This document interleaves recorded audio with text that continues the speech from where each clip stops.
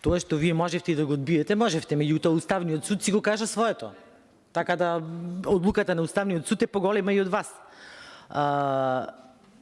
Без разлика дали вие сте рекли, јас се сеќам дека тогаш беше министер Шахпаска, и јас мислам дека вие го рековте тоа, меѓутоа се нема да бараме стенограми и да се докажуваме кој што рекол, бидејќи јас лично го бранев тој амандман тогаш, се сеќам на овие зборови.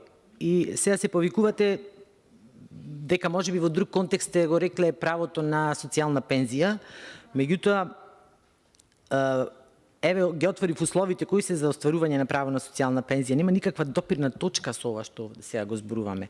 Право на социјална пензија има државјанин на Републиката, на Република Македонија, има постојано место на живење, трет услов, нема во собственост имот, имотни права од кои може да се издржува.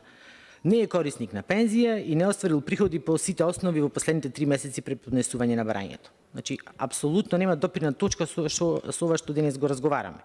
Вие сакате да го кажете како некоја мерка која што позитивна сте ја донеле и навистина кој ќе се работи за труд и социјала нема да се лицитираме кој што донел. Факт е дека години се носеле мерки, се носат мерки и треба да се носат уште многу повеќе мерки да се олесни животот на нашите граѓани. Меѓутоа, само да ве напомнам дека донесовте едно право, меѓутоа укинавте друго право. Постојаната парична помош е укината, воведене социјалната пензија. Така да убаво е да разговараме, да се подсетиме на некои работи и да хронолошки покажеме како тоа се одвивало во претходниот период. Благодарам.